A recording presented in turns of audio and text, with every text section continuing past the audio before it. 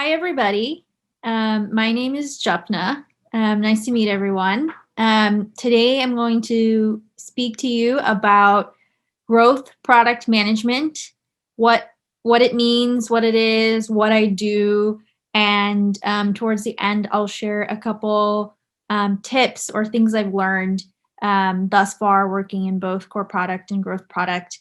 And I hope that it's all helpful to you all if you are thinking about working on growth, or if you are an aspiring PM trying to figure out what type of product you want to do, I believe this will be very helpful to you. Before we get started, I just want to give you all a little intro of who I am. As I mentioned, my name is Japna.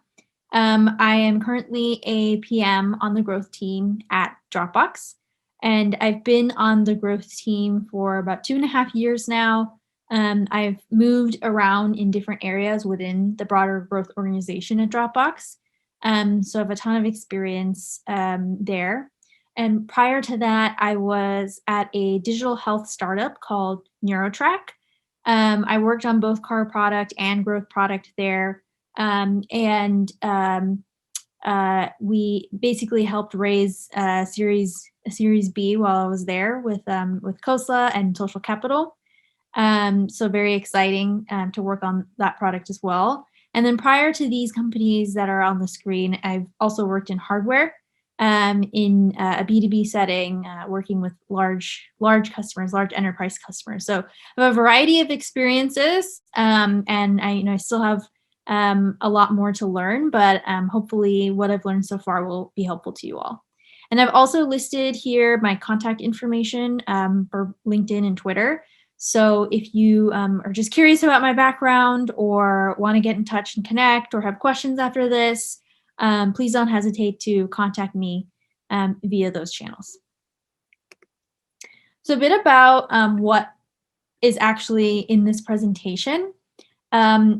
Essentially, I'll start off by giving a little bit overview of what growth really means. It's a term that's thrown around a lot and means a lot of things to a lot of people. So I just want to level set with you all what it means to me and my colleagues and how we think about it. Then I'll go into what problem areas folks who work on growth actually think about on a day-to-day basis. And then lastly, as I mentioned, I'm going to share with you some principles, how I think about growth and growth product. So starting off, what is growth? It's a mindset. And it's a mindset that is focused on how to sustainably grow a business, which sounds very vague, but it actually means and looks different to a lot of different types of companies or different types of products. And the reason I say it's a mindset is because anyone can learn how to think about growth or how to have a growth mindset if you just put in the time to do the research and really align your goals against growth. It's a discipline that shows up across various different functions. It's highly cross-functional. I've listed a couple functions that are more common nowadays to see people specialize in growth, product, someone like myself, growth design, growth marketing. A lot of other areas are also popping up. So you'll see a lot of folks specialize in growth in these various cross-functional areas. And that's because growth is it's highly cross-functional, highly cross-disciplinary. And if you have a team of experts in different areas all working towards the same goal that's aligned with growth, you essentially have a growth team, which is wonderful to work on. And lastly, I'll point out that growth, I alluded to this earlier, but growth means a lot of things to a lot of different companies or a lot of different types of products. And that's because the strategies to obtain growth are different depending on what type of company you are, what type of product you have, or what type of business model you are employing. So for example, you may be a small startup and you may be asked to work on growth as well as being asked to work on other things, and you have to make trade-offs as to what goals you actually execute against and how you balance working on growth versus other types of goals. Or you may work at a different company that has a ton of resources, like myself at Dropbox, where you actually have dedicated growth teams thinking about growth for a much longer period of time. So this looks different at different places, but it's a mindset, it's a discipline, and if you take the time to learn about it, you'll be able to employ it at your own company. For this presentation, I'm focusing on product-led growth. As I mentioned, I have a background in product and a background in specifically in expertise in growth and product-led growth. And so I want to share with you all what that means to me and to folks that I work with. Product-led growth is simply how you can use your product to drive sustainable growth for your business. So things like your product experiences, the value your product gives to users. As I mentioned, the rest of this presentation will just focus on what it means to work on growth goals or growth objectives within a product team. So stepping back a little bit, you may wonder, well, what do product teams do? And if you just think about the responsibilities of a product development team, they are usually within one of these three buckets. Bucket number one is building out net new product value or enabling net new use cases for users. Bucket number two is improving current product value or the use cases that you're currently addressing with your product. And bucket number three is about helping as many users as possible realize the product's value as quickly as possible. So as a product development team, you might be asked by leadership to do one of these three things or help prioritize against one of these three things. So as I mentioned, depending on the company, the stage, the product, you could be one team trying to understand how you should evaluate growth goals over core product goals, or you would just be focused on one of these buckets. So just to give a little taste, a core product team or a feature team might be spending most of their time on either bucket one or two, and a growth team might be spending most of their time on either bucket two or three. So again, it really depends on the company, the type of product, and the growth levers that are available for your business model, for your product type, that really helps define what opportunities you really have and where you might be spending your time and what those trade-offs are. So moving forward, I want to speak to you all about the growth funnel. And what that means is what are the problem areas, most common problem areas that growth teams really identify with and try to execute against. And this is actually a funnel that you'll probably see in all across the internet, but I put a little bit of my own spin on it, which I'll speak to in just a moment. And the one amazing thing about this funnel is it's actually cross-functional or cross-disciplinary. So earlier in this presentation, I talked about all the different disciplines and functional areas that could work on growth. And the amazing thing is that everyone usually works across those functions, usually works towards these goals and understands the user journey using this framework. So it really helps align all the different functional areas working on growth to this funnel. So I'll explain the funnel and then I'll explain my, Japna's little nuanced version of the funnel.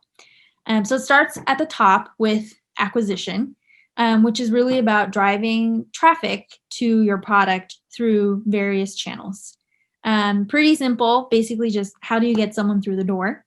Then comes activation, which is really about delivering value to a user for the first time or delivering new value to existing users. So how do you get somebody hooked on the product or really understanding that quote unquote aha moment that we talk about a lot in product?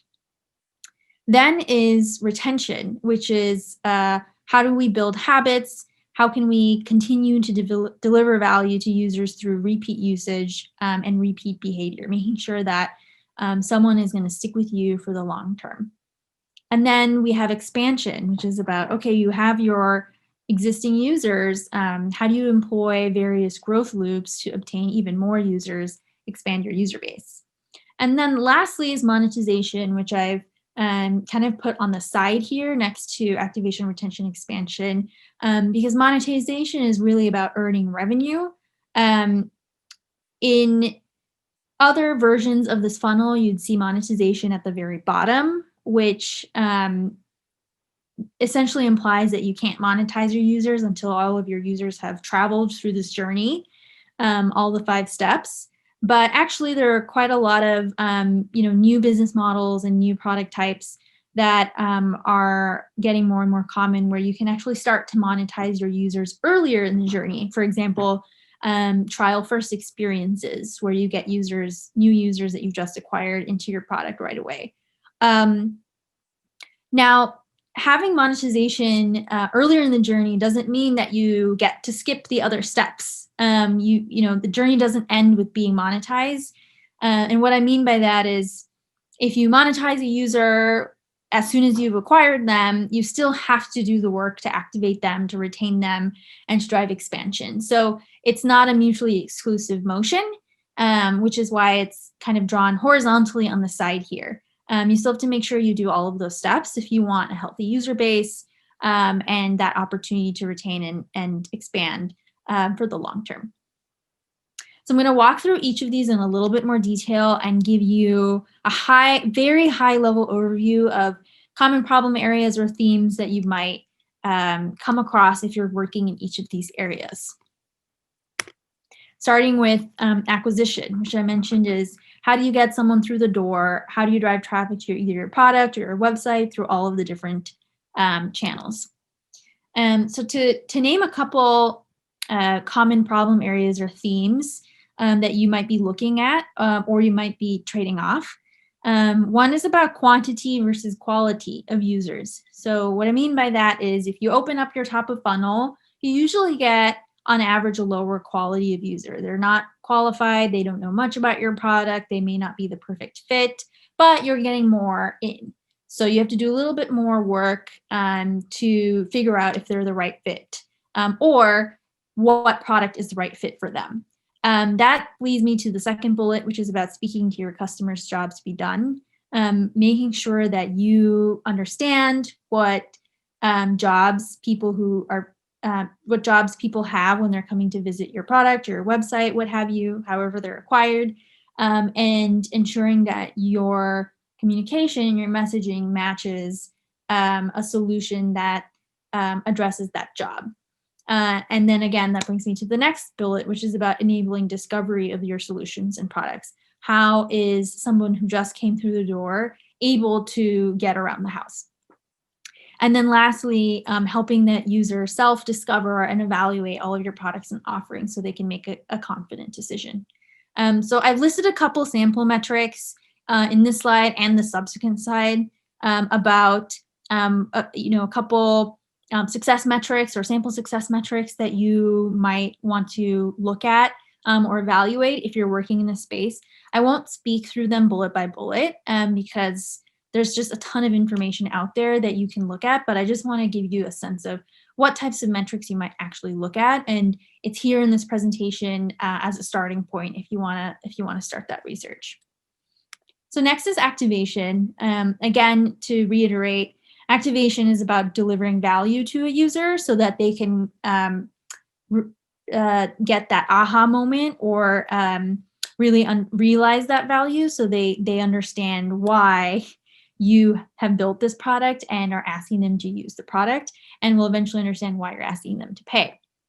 The common problem areas or themes that you might want to look at if you're working on activation is what value is the user interested in receiving from you in the first place? So it goes back to what we talked about previously about jobs to be done. What solutions do you have to best address your user's use case? When your user used the feature or used the product, did they get it? Did they receive the aha moment? If not, why not? And if they did, then is it good enough for them to come back to you? So how valuable is the value that you've just provided? So this is a tricky area because activation means something very different for different types of products, and especially if you have multiple products.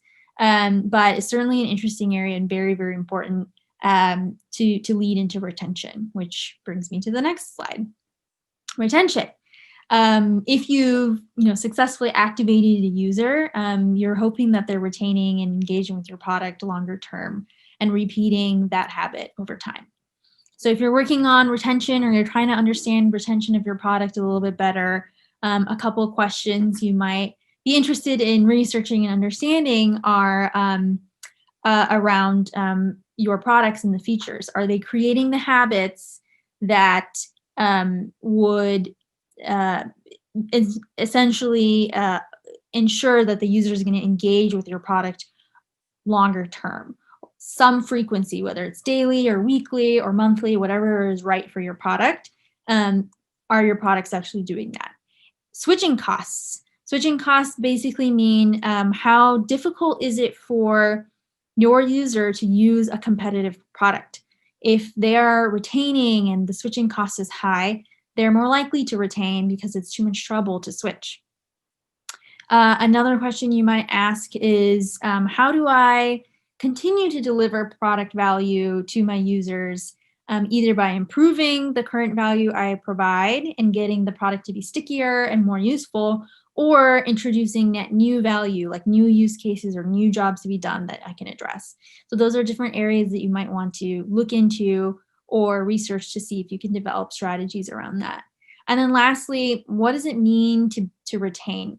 Is retaining even good? So one of the things that I look out for that I alluded to a little bit earlier is, what is the right metric for your product? Some products are meant to be used very frequently, and some of them are not meant to be used very frequently.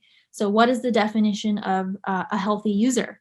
What is the right success metric for your product? If a user is healthy, that's great. If a user is not healthy, why are they not healthy? What can you do to help them? Next is expansion. So you might have heard about growth loops, and growth loops look very different depending on the type of loop that you employ. But essentially, the gist of it is, how do you use your current user base to get more users into your product and into your acquisition funnel? So what are those growth loops? What's inherent to the product? What are things that users would be likely to do and engage with? If you don't have any growth loops, how can you build them in? A couple of this examples kind of look like, team invites. If you have a product that is about collaboration or productivity, how do you get more coworkers in to the product? Group invites, referrals, bonuses, incentives, things of that nature, and understanding how you can either acquire net new or reacquire existing users that maybe have lost some engagement with you. So that's what expansion is about. And lastly, monetization. How do you earn revenue from your user base? I alluded to this earlier in the funnel, or my take of the funnel. Where in the user journey is the right moment to monetize your user? A lot of this depends on where the user is at with his or her journey with you. How confident are they in your product? And ensuring that you can kind of understand that before you maybe upsell them or put a lot of ads in front of them. There's also a lot of conversations about what's the right monetization model. There are lots of monetization models. In my space, for example, like a product like Dropbox, we're thinking about, is freemium the right motion or is trial first the right motion? How much is self-serve versus sales assisted? A lot of those questions need to be thought through depending on the product that you are working on or the business model that you're trying to execute against. What does the user need to make a confident purchase decision? What kind of information? Is it enough to just look at the website? Is it enough to talk to somebody? Is it enough to do a trial? What would actually help them move from the acquisition part of the user journey to the activation part of the user journey to retention, because that's the piece where that confidence changes. And that's the piece where you need to figure out where's the right spot to monetize. And how can a user organically discover the value and pay for it? This is especially important in freemium models where you can use part of the product and maybe discover either premium features or a bundle of features that they can get in a paid plan. How do you make it more about the value that you're giving a user instead of spamming a user with ads? Right? We all know about what it is like to have a bunch of ads all the time when you're using a product. So how can you make sure that you're striking the right balance? Next up is the growth product principles. Now, these aren't any official principles that are crowdsourced from all of the growth experts in Silicon Valley. It's simply a set of principles that I've amassed through the years I've been working in product and growth, as well as from my coworkers, folks I've directly worked with, and things that we pay attention to at a regular cadence in our actual job. We talk about them, we put them at the very top of our documents to make sure we're holding ourselves against these principles. And I want to share them with you because they are opinionated, and they certainly can help you get some perspective on your projects and if you have growth goals or objectives on the horizon. So the first one, core product and growth product are more similar than different. A little spicy. There's a lot of information out there about how growth is completely different than core product, and you have to learn all these new skills. And if you haven't done growth before, it's going to be super tough. Sure, they are a little bit different, but I actually like to concentrate more on the similarities than the differences because it feels less daunting. And I also want people to, especially people in product, to not feel hesitation or feel nervousness about trying something new, but excitement, and give confidence that you can do it. As I mentioned earlier, growth is a mindset. It's a discipline. It is not like a completely different job. You can certainly learn these things and employ them in your current job if you wanted to. So diving into this a little bit more, why I think this and why my coworkers think this is they actually require the same fundamental product concepts between the two, core and growth. But the way I like to think about it is that they need to be applied or flexed in different scenarios or contexts. So, for example, what is the same between them? If you worked in core product or if you work in growth product, you will have to start projects with discovery. What are the problems? What research methods do we need to employ to discover more about the problems? What do we know? What do we not know? Everything is grounded in customer needs and customer problems, and we want to make sure that every project starts off that way. That's similar. Second, you develop hypotheses once you do the research. You work together with a cross-functional team to set a vision and define a strategy to achieve that vision. That's also similar. Both teams do that. Third, you define how to measure success in context of your goals. Now, the definition of success may be different, but you still have to go through the process of defining and aligning with your cross-functional partners. Next, do you develop prioritization frameworks that end up leading into roadmap creation?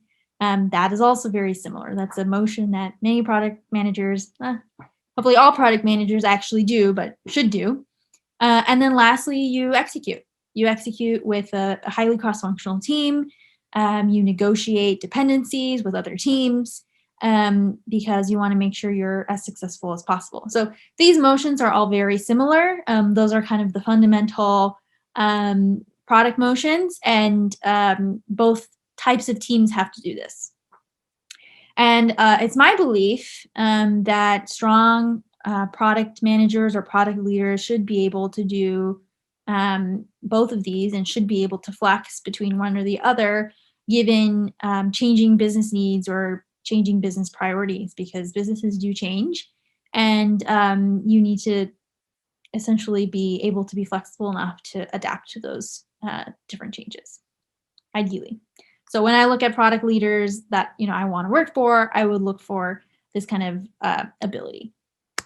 Second is be data informed and not data driven.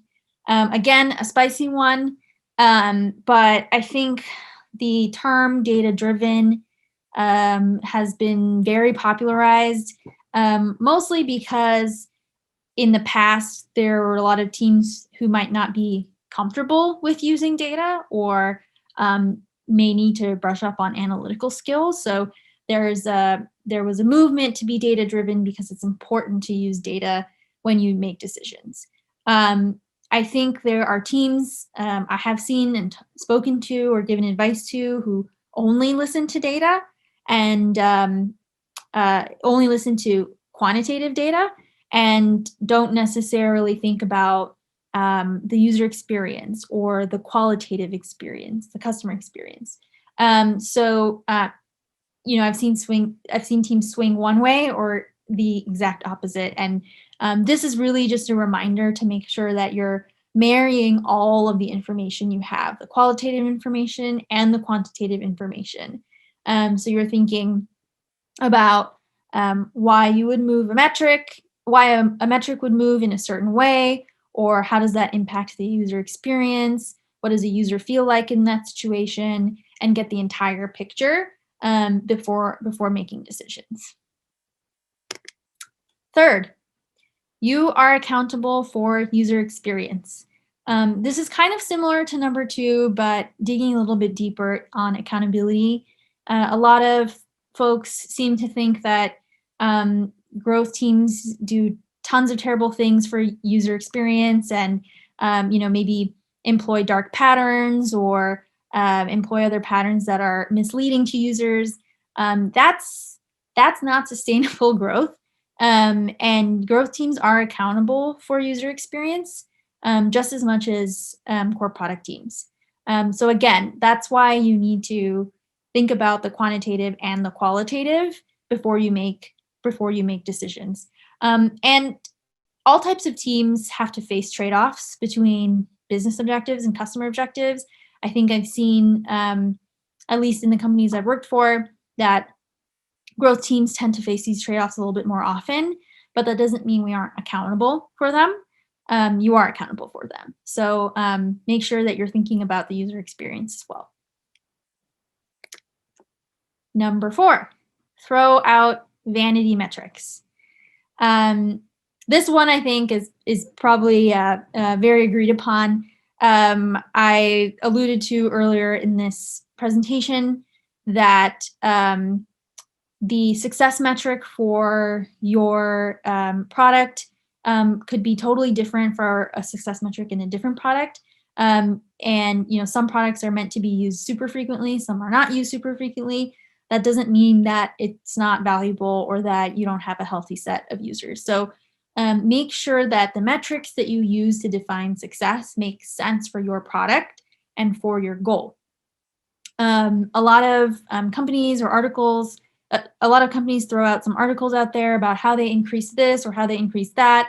But sometimes I feel that what they're talking about are just vanity metrics and they don't necessarily indicate success. So one more tangible example, very hypothetical example, not a real company, that I will give you is if your team has a goal to drive signups, overall signups, you could, as a team, just put your sign-up form on your first page.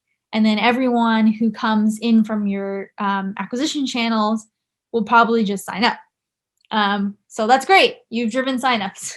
What does that mean? Now it means you have a ton of unqualified signups and users who have signed up for your product who don't actually know what problems you solve or what features you have or how to even use your product. So now you have more work to do to actually properly acquire them and activate them. So, to me, having a ton of signups for a company like that doesn't necessarily mean anything. So just make sure that you aren't reporting on or focusing on vanity metrics as your main success metric. Make sure your success metric takes into account all of these different things that make sense for your product and goal. And the last principle that I have to share with you is number 5, achieve product market fit first. So this is, again, a mistake I see a lot of small teams make, a lot of small companies make, with the focus on growth, like grow your product, grow this, grow that. A lot of products or companies that I'm advising haven't necessarily achieved product market fit yet, and they try to grow, and it's a waste of money because essentially you're spending money to acquire a bunch of users who, if you don't have product market fit, are going to churn out of your product relatively quickly.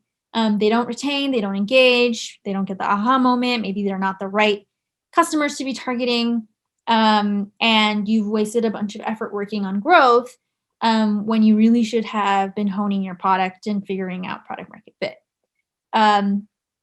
So my my advice is, please make sure you have the product market fit first before you grow. And you can build your growth strategies on top of what your actual product market fit is. And that the growth strategies are about sustainable growth, and sustainable essentially means that it does need to fit. Otherwise, those users just don't sustain on your product. So that's it. That's all I have to share with you today. I hope this was helpful to all of you. And for those of you who are thinking about, working on growth goals or becoming a growth PM, I'm happy to share any more thoughts. If you have any questions or you just want to connect, as mentioned before, feel free to contact me either through LinkedIn or Twitter, or other channels if you can find me. And I will try my best to respond to you. And I hope this was helpful. And thank you very much for listening to me and taking the time out of your day.